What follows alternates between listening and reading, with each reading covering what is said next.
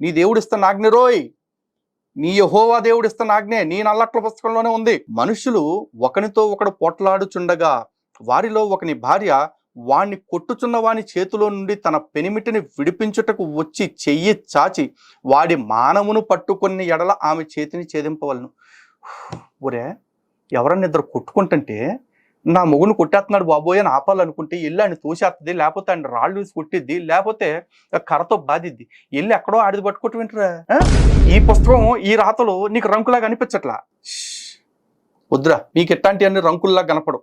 మీకు సీతారాముల యొక్క వివాహము, కృష్ణుడి యొక్క లీలలు ఇవి మాత్రమే భూతుల్లా కనపడతాయి. మీరు రాసుకున్న ఈ బండభూతులన్నీ మీకు అంత నీతులో అవి కూడా మాట్లాడదాం. ఇంకా మీ దేవుడని యెహోవా సొంతంగా చెప్తున్న మాట ఎవరి గురించో అనుకునేవు రోయ్. ఇక్కడ రాముడు లక్ష్మణుడితో సీతమ్మ తల్లి గురించి తన విరహాన్ని పంచుకుంటేనే మీకు ఎంత నొప్పి వస్తుంది కదా. యెహోవా స్వయంగా తన ఇద్దరు పెళ్ళాల గురించి చెప్తున్నాడు, ఈ బజార్లు తయారైపోయాయి అని చెప్పేసి.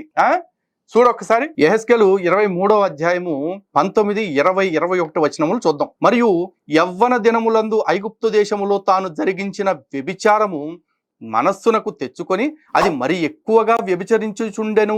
ఎవరో ఈ ఓహోలిబా అని యెహోవాకి ఇవ్వబడిన ఇద్దరు పెళ్ళాలు.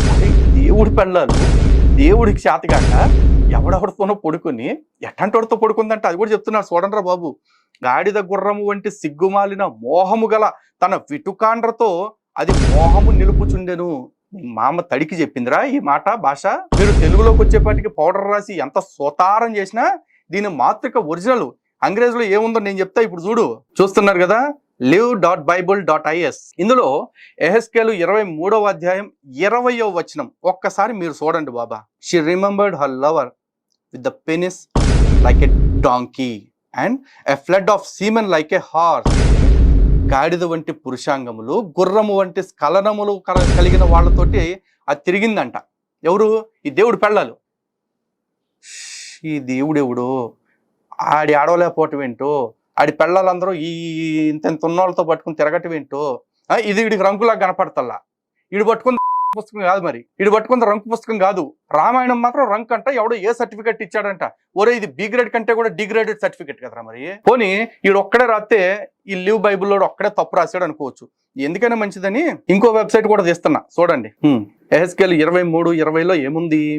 There she lusted after her lovers whose genitals were like those of donkeys and whose emissions was like that of horses. ఇక్కడ కూడా అదే ఉంది. గాడిద వంటి పురుషాంగములు, గుర్రము వంటి స్ఖలనములు కలవారు. భాష మారింది కానీ సెన్స్ అదే ఉంది. తెలుగులోకి వచ్చేప్పటికి గాడిద గుర్రము వంటి మోహము గల. ఎందుకురా కవరింగులు చేసుకుంటే తప్ప మత గ్రంథాన్ని మార్కెట్లోకి పంచుకోలేని మొండమోపులు మీరు రామాయణం గురించి, భారతం గురించి మాట్లాడుతున్నారా? ఈ జాలు అన్నట్టు ఆ రాంగపాల్ వర్మగాడికి సపోర్ట్ గా నువ్వు రావటమా? తెక్కలు నా డాష్గా. సరే, ఈ ఎందుకైనా మంచిదని చెప్పేసి రెగ్యులర్ గా నేను చూసే వర్డ్ ప్రాజెక్ట్ వెబ్సైట్ కూడా చూస్తున్నా. ఈ wordproject.org అనేది తెలుగు బైబుల్ కూడా ఉంటుంది. కానీ ఇంగ్లీష్ బైబుల్ కి తెలుగు బైబుల్ కి ఎంత అడ్డంగా మార్చేశాడో మీరు చూడండి. ఇదే ఇంగ్లీష్ బైబుల్ యెహెజ్కేలు 23వ అధ్యాయం 20వ వచనంలో చూస్తే కనుక, for she doted upon their paramours whose flesh is as the flesh of asses. Asses అంటే గాడిదలు. ఎందుకంటే ఇక్కడ మళ్ళీ వేరే వేరే అర్థాలు తీసుకోవద్దు. గాడిద వంటి అవయవములు కలవారు. And whose issue is like the issue of horses. అంటే గుర్రములు స్ఖలించిన విధముగా స్ఖలించువారు. 3 రకాల బైబుల్లో చెప్పాను రా. ఇప్పుడు నన్ను తప్పనాలి అంటే ఈ 3 బైబుల్స్ని, ఈ 3 బైబుల్స్ని మీరు తప్పని ప్రచారం చేయాలా. లేదు అంటే నీతి కలిగిన వాళ్ళు అయితే ఫస్ట్ ఆ ఇంగ్లీష్ బైబుల్స్ అన్నింటిని తెచ్చి కుప్పబోసి తగలబెట్టేయాలి మీరు. ఎంత తప్పు అని చెప్పేసి. ఇదే వర్డ్ ప్రాజెక్ట్ తోడు కనుక ఒక్కసారి మీరు తెలుగు బైబుల్స్ లో చూడండి. గాడిద గుర్రముల వంటి సిగ్గుమాలిన మోహము గల తన విటుకాండ్ర యందు అది మోహము నిలుపుచుండెను. రే, మీరు ఎంత పౌడర్ రాసి ఎంత సోకులు వేసుకుని చూస్తే కూడా ఈ వాక్యాల్లో పరంభూతుంది కదా. మరి నీకు రామాయణంలో రంకెట్ట కనపడిందిరా? ఒకవేళ ఉంటే అది ఏ సర్టిఫికెట్ అంటున్నావు? మరి నీది దాని గురించి ఎప్పుడైనా ఆలోచించావా? పోనీ రాముడు అంత విరహంలో కూడా తన భార్య గురించి తను ఆలోచించుకున్నాడు, తన తమ్ముడితో తన బాధను పంచుకున్నాడు. కానీ కన్యకాళిగా ఉంది కదా అని పక్కోడి పెళ్ళానికి కడుపు చేసి వచ్చేలేదుగా. మరి అలా చేసి వచ్చిన ఆ బుక్ నీకు రంకులాగా ఎందుకు అనిపిలా?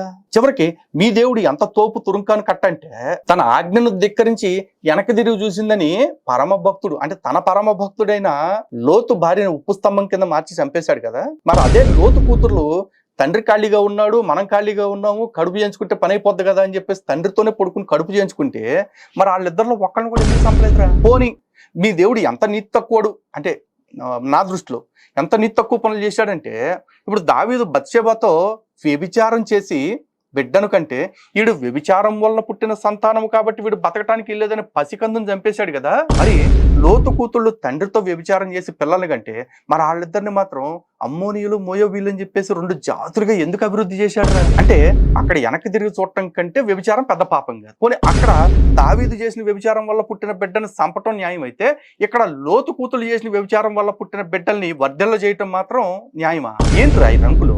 ఏంటి లింకులు?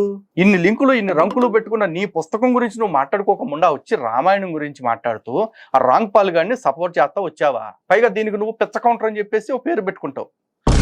ఒరే మీరు అసలు కౌంటర్ అనే మాటకు అర్థం తెలుసుకోండి. నేను మాట్లాడిన మాట ఉత్తమారోహ అనే పదం విషయంలో వాడు మాట్లాడింది తప్పు అన్న. నువ్వు దాన్ని ఉదాహరణగా చూపిస్తూ రాంగోపాల్ వర్మ మాట్లాడింది తప్పు కాదు అన్నావు. మరి తప్పు కానప్పుడు ఉత్తమారోహ అంటే ఆడు చెప్పినట్టే మంచి పిరుదుల కలది అనే మీనింగ్ చెప్పాలరా నువ్వు. అది చెప్పకుండా ఈ వక్రీకరణ ఎందుకురా సొత్రకేమో కూడా. సో హిందూ బంధువులారా చూస్తున్నారు కదా, ఇప్పుడు మన చుట్టుపక్కల మేధావుల ముసుగులో, నాస్తికుల ముసుగులో, కమ్యూనిస్టుల ముసుగులో మనకు వ్యతిరేకంగా మాట్లాడుతున్న వాళ్ళందరూ కూడా క్రిప్టోస్ అంటే ముసుగులో క్రైస్తవ్యాన్ని, చీకట్లో ఇస్లాంని పాటిస్తూ వెలుగులోకి వేదిక మీదకి మాత్రం హిందూ వ్యతిరేకులుగా లేకపోతే నాస్తికులుగా మాట్లాడుతూ మన వేలుతో మన కళ్ళే పొడిపించే ప్రయత్నం చేస్తున్నారు. ఇలాంటి కుట్రలను ఎక్స్పోజ్ చేయటం నాలాంటి వాడి పని. నేను అది సవ్యంగానే చేస్తున్నా. మరి నాలాంటి వాడి వీడియోస్ని ఎంతమందికి షేర్ చేపిస్తున్నారు అనేది మీరు ఆలోచించుకోండి. ఆల్రెడీ చేస్తున్న వాళ్ళకి ధన్యవాదాలు. చెయ్యని వాళ్ళు ఎవరైతే ఉన్నారో వాళ్ళందరికీ కూడా ఒక రిమైండర్ ఇస్తున్నాను. ఈ వీడియో వీలైనంత ఎక్కువ మందికి షేర్ చేయండి. ఇలాంటి వీడియోస్ ఇంకా చాలా మందికి తెలియాలి. ఎందుకంటే సమాజంలో చాలా మంది నిద్రపోవట్లేదండి, నిద్రపోతున్నట్టు నటిస్తున్నారు. అలాంటి వాళ్ళని లేపటం కాస్త ఎక్కువ ప్రయాసతో కూడుకున్నది. అలాంటి ప్రయాస మీకోసం నేను ఎంతైనా పడతా. నా పని